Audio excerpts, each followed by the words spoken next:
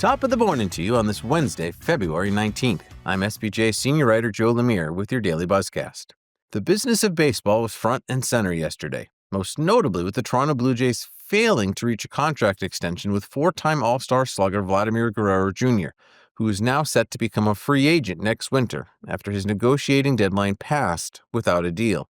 Still only 25, Guerrero is a few months younger than this past offseason's top free agent Juan Soto, and will undoubtedly be the top prize in next year's hot stove. We also heard from several MLB franchise owners as spring training gears up across Florida and Arizona. Mets owner Steve Cohen acknowledged that he had, quote, blown through his projected payroll budget on his way to an estimated $325 million tab for player salaries in 2025, which is second only to the Dodgers. Soto's $765 million deal, the richest in sports history, is a key reason why, as was the return of fan favorite Pete Alonso. Cohen even quipped, "I would like to get below the Cohen tax," referring to the highest level of competitive balanced taxation that has been informally named after him, and adding that he's capable of financing such expenditure, but doesn't think it's the most optimal way to run a team. Cohen certainly offered some New York tabloid back page fodder when he also said, quote, "It really bothered me that the Mets only ranked 18th in regular season attendance despite being in the playoff race." But he did add that he was encouraged by the growth in season ticket sales following those aforementioned off-season signings. Angels owner Arte Moreno, meanwhile, noted that his club was set to lose a minimum of $50 million in 2025, which was a reason why he didn't spend more than he did in the offseason. That said, however, Moreno did greenlight a growing payroll, likely to be more than $25 million higher this upcoming season. Even if the Angels didn't sign any headline-caliber free agents, and to be clear, the club's recent track record hasn't been very good with Anthony Rendon, Josh Hamilton, Albert Pujols, and Justin Upton. But from where I sit, the Angels pretty shrewdly improved their team with smaller deals, adding such players as Kenley Jansen, Yoan Moncada, Jorge Soler, Travis d'Arnaud, Kyle Hendricks, and Yusei Kikuchi.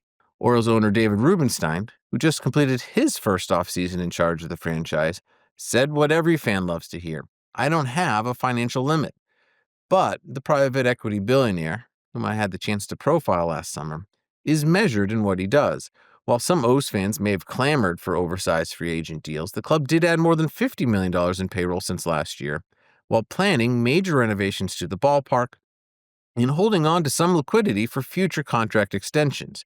The O's have some of the best young position players in baseball, and it's a group they'll want to hold on to. Notably, Rubenstein also reiterated his interest in a salary cap.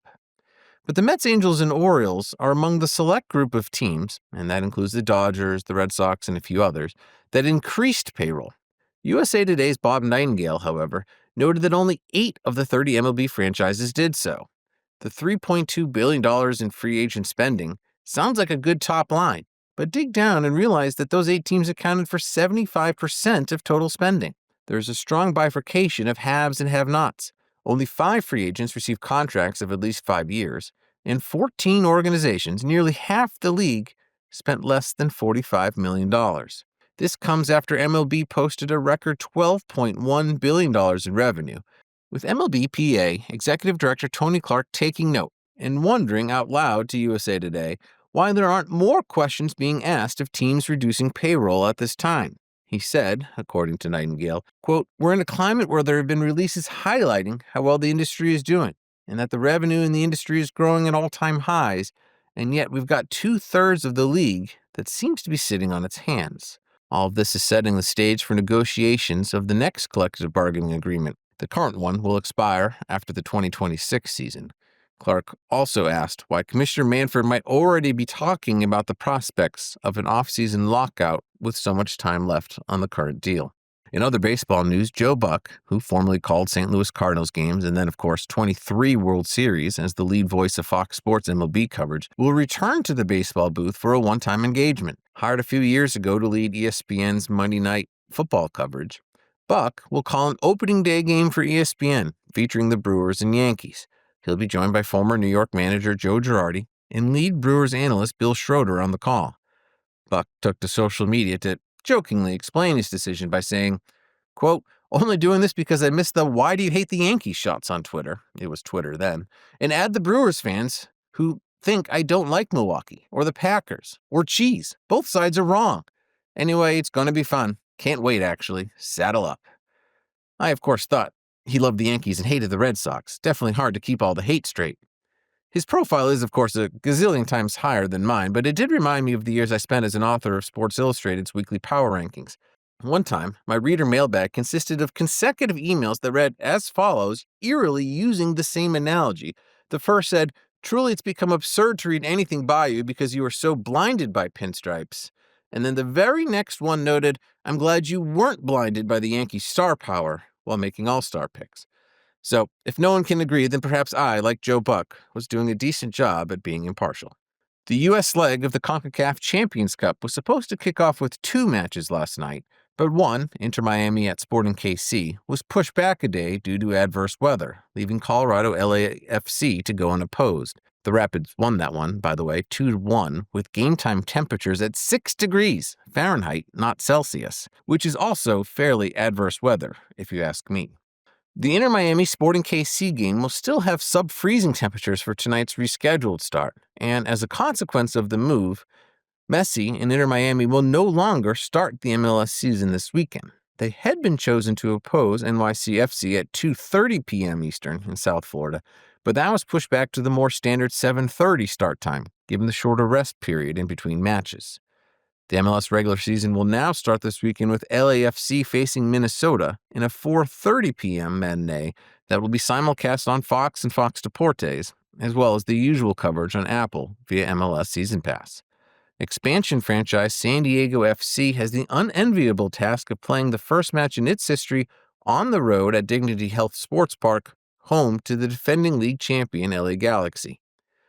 If you haven't already seen it online, I encourage you to read this week's cover package previewing the 30th MLS season.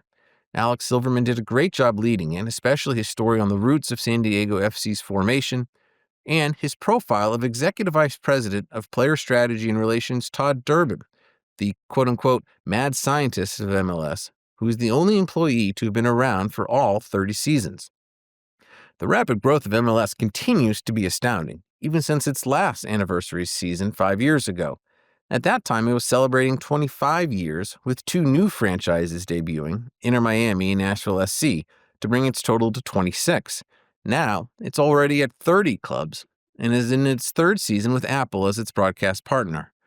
Of course, that 25th year celebration in late February 2020 had ill-fated timing as the COVID pandemic was just starting to rage and would later delay the start of that season. It did lead to a quirky bit of trivia for me. There was a time early in the pandemic when people were wondering if we'd ever shake hands with strangers again, and it was a parlor game to ask whose hand was the last you shook. Well, for me, the honest-to-goodness truth was that my answer was none other than David Beckham, whom I said hello to at the end of that MLS event. The old joke, of course, when meeting sports stars and celebrities is that you'll never wash your hand again. Only thanks to COVID, I started washing my hand more than ever. But I digress. One other plug for this week's magazine is Abe Madkor's news and notes about the state of golf in the U.S., which included sources close to ESPN telling him the network would have been happy with an average of about 500,000 viewers in year 1 of the TGL, making the 810,000 average through 5 weeks a significant win. Notably, 42% of the audience is between 18 and 49, with a median age of 51.6. Still seemingly high, but certainly lower than mainstream golf demographics. And at least on Monday, TGL added an 8-year-old into the mix.